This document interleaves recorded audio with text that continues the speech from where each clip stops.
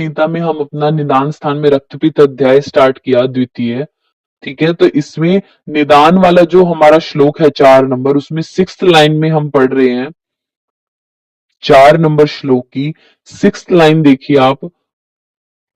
उष्ण अभितप्तो, उष्णता से जो अभितप्त होके, वह अति मात्रम, ज्यादा मात्रा में, अति वेल्लम, अति वेल्लम मतलब बार बार, बार बार भी और मात्रा में भी ज्यादा अगर कोई दूध पी लेता है वो, और पैसा सम अश्नियात रोहिणी कम, दुग्ध के साथ सम यानी दुग्ध के साथ अगर कोई रोहिणी शाक का सेवन कर ले, तो ये हाईलाइट किया आपने, पैसा सम अश्नियात रोहिणी शाकम, दुग्ध के साथ रोहिणी शाक जो खा ले।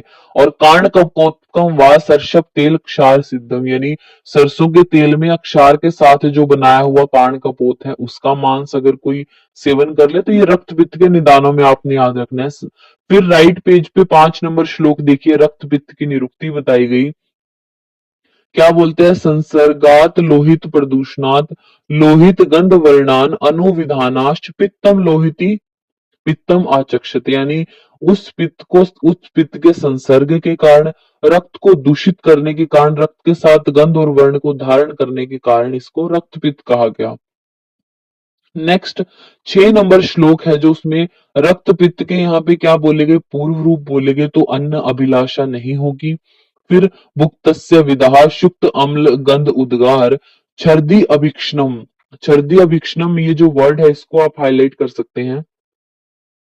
वॉमिटिंग बार बार होती है पेशेंट को, वमन का वेग आता है, मतलब जो छर्दी अभिक्षणम। फिर छर्दस्य विभित्साम, स्वर भेदो वर्ग को हाईलाइट कर लीजिए, स्वर भेद होगा पेशेंट को। थर्ड लाइन में मुखाद धूमागम ईव, मुख से जैसे धुआं निकल रहा हो वैसा लगेगा।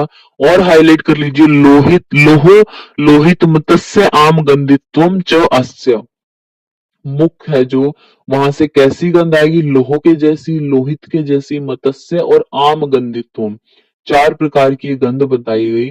तो आपने क्या हाईलाइट किया, ये जो पूर्व रूप है इसमें छर्दी अभिक्षणम, स्वर भेद, मुख धुमाव इवागमम, और लोहित लोहो लोहित मत्स्य आम गंधित्वम च असस्य।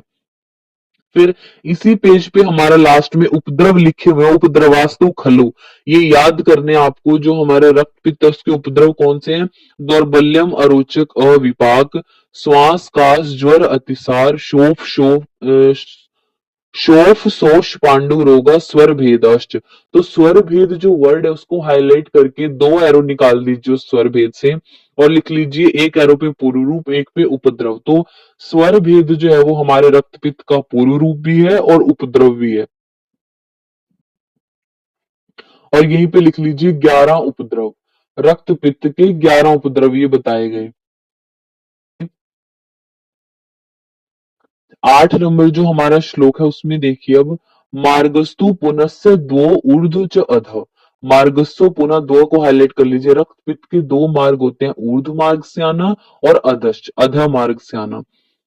तद बहुश्लेष्माणि शरीरे श्लेष्म संसर्गाद ऊर्ध्वम प्रयत्पन्ने, यानी जो हमारा रक्त पित्त है, अब देखिए नाम क्या है, रक्त पित्त, तो पित्त और रक्त तो है ही अप्रकोपित, जब ये कफ के साथ मिल जाएगा, मतलब रक्त और पित्त के साथ साथ कफ भी प्रकोपित होगा, तो ये शरीर के ऊर्ध्व मार्गों से आने लगेगा। वैसे भी कफ का हमारा स्थान ऊर्ध्व, वो ही तो होता है, उरग प्रदेश ही तो है। तो कफ का जब संसर्ग होगा रक्त और पित्त के साथ, तो ऊर्ध्व मार्गों से हमारा जो है वो रक्त पित्त प्रवृत्त होगा, मतलब जैसे कान से, नासिका, नेत्र, इनसे।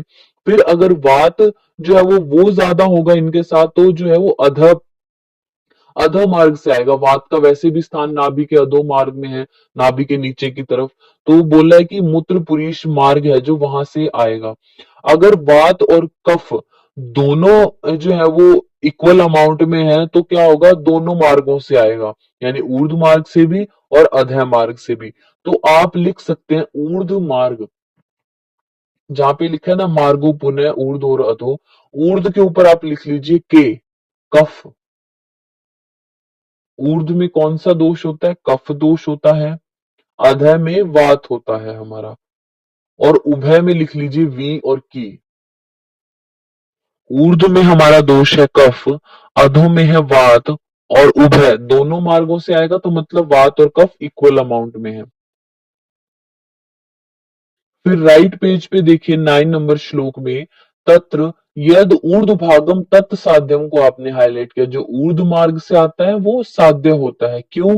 विरेचनीय उपक्रमणित्वात् तू बहु औषधत्वाच, यानी क्योंकि उपक्रम क्या है, इसका ट्रीटमेंट क्या है, विरेचन से सिद्ध करते हैं आप इसको। और विरेचन के लिए जो औषधियां हैं वो बहुत बताई गई हैं, तो बहुत सारी औषधियां हैं तो जो विरेचन कराएंगी। और ठीक है, ये तो हमारी होगी कि ऊर्ध्व वाला साध्य। फिर बोलते हैं अधोभागम तम याप्यम को आपने हाईलाइट किया। अधोभाग से जो आ रहा है वो याप्य है। क्यों? क्योंकि वमनोपक्रमणत्वात्, क्योंकि उसमें वमन कराया जाता है। और अल्प औषधित्वात्, और उसकी अल्प औषधियां हैं, औषधियां बहुत कम है, वमन कराते हैं, इसलिए जो अधोमार्ग से आने वाला है वो याप्य है।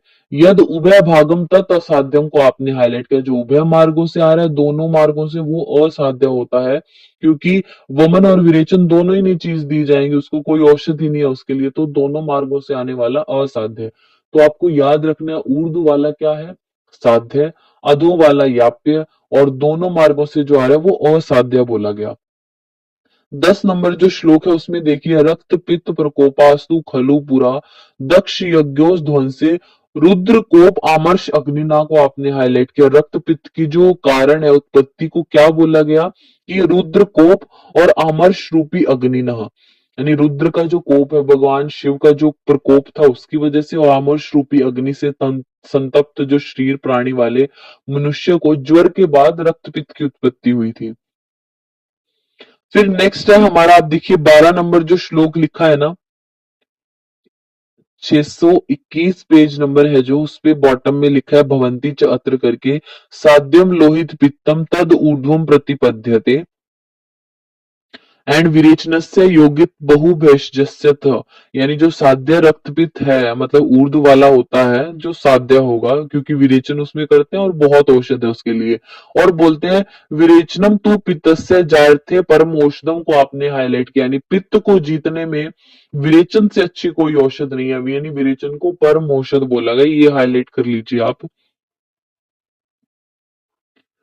ये अब पता है क्या हुआ, साध्य साध्यता पहले बता दी आपको 9 नंबर श्लोक में। फिर उसके बाद 11 नंबर श्लोक में जो वो ट्रीटमेंट बताया, अब इसको कंसाइज करके बिल्कुल शॉर्ट करके बोल रहे हैं 12 नंबर श्लोक में, कि जो ऊर्ध्व मार्ग से आने वाला रक्तपित्त है हमारा, वो साध्य होता है। क्यों? क्योंकि विरेचन कराते हैं, उसके लिए औषध बहुत है। और विरेचन उसमें कराते हैं तो विरेचन तो पित्त को जीत लेगा। जब पित्त ही शमन हो जाएगा तो रक्तपित्त अपने आप ठीक हो जाएगा। अब आप आइए, हमारा जो है वो 15 नंबर जो श्लोक है, 15, 622 पेज नंबर पे लिखा है ना, अधो रक्तपित्त की याप्यता। तो ये बोलते हैं रक्तम तो यद अधोभागम तद याप्यम। जो अधोभाग वाला है वो याप्य होता है। क्यों? वमनस्य अल्प योगित्वात। वमन के लिए आप, क्योंकि अधो वाले का ट्रीटमेंट क्या है, आप वमन ही कराते हो, तो वमन के लिए औषध कम है। यानी वमन क्या करेगा, वो तो मेनली आप कफ के लिए करते हो ना वमन, तो वो पित्त को भी अच्छे से निकाल पाएगा। और अधो में वात प्रकोपित है तो वात को तो करेगा ही नहीं वमन शांत, तो वो किसी भी दोष को उतना सफिशिएंटली ट्रीट नहीं करा। तो जो हमारा अधो वाला है, इसलिए उसको याप्य बोला गया। यहाँ पे रीजन दिया गया कि अधो वाला याप्य क्यों। 19 नंबर श्लोक देखिए अभी आप, 19 नंबर श्लोक की सेकंड लाइन हाईलाइट कर लीजिए। प्रति मार्गम च हरणम रक्त पित्तम विधीयते। प्रति मार्गम च हरणम रक्त पित्तम विधीयते। 19 नंबर श्लोक की सेकंड लाइन आपने हाईलाइट की।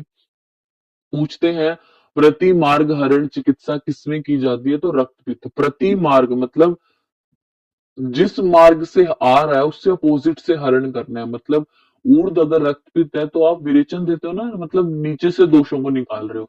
अगर नीचे से रक्तपित्त हो रहा है तो ऊपर से, यानी वमन का। अधो रक्तपित्त में आप वमन कराते हो, तो ये प्रति मार्ग हरण चिकित्सा रक्तपित्त में बताई गई। नेक्स्ट आता है हमारा 24 नंबर जो श्लोक है, उसमें देखिए राइट पेज पर, यत कृष्णम अथा नीलम, यानी रक्तपित्त के असाध्य लक्षण यहाँ पे बोले गए। बोलते हैं अगर वो कृष्ण वर्ण का हो या नील वर्ण का हो, यद वह शक्र धनुष प्रभुम को आपने हाईलाइट किया। शक्र धनुष प्रभुम, शक्र बोलते हैं इंद्र। इंद्र धनुष जैसा जो है, मतलब काफी सारे कलर वाला जो होता है, इंद्र धनुष के जैसा। तो ये हमारा बोला गया रक्त पित्तम असाध्यम, ये रक्त पित्त है असाध्य। फिर यद वाष्यो रंजनम च, जो कपड़े को रंग देता है, मतलब रंगने, मतलब कपड़े पर अगर वो रक्तपित गिर गया तो वो दाग छूट नहीं रहा, यानी वो हमारा अच्छा जो है वो ब्लड है, यानी जीवित जो जीवादान की कंडीशन बोलते हैं ना, कि जो शुद्ध रक्त है वो निकल रहा है बॉडी से, तो अगर कपड़ों का रंजन करता है तो भी असाध्य है। वृषम पूति अति मात्रा में, यानी ज्यादा मात्रा में हो रहा है, और पूती और सर्व उपद्रव, सभी उपद्रव आ गया, बल मास का क्षय हो गया, तो वो सारा क्या बोला गया, असाध्य बोला गया। तो असाध्य जो लक्षण है उसमें आपको याद रखना है शक्र धनुष प्रभु, इंद्रधनुष के जैसा जब कलर आ रहा है तो वो असाध्य रक्तपित है हमारा। तो ये रक्तपित्त वाला चैप्टर है हमारा, जो निदान स्थान का सेकंड कंप्लीट होता है।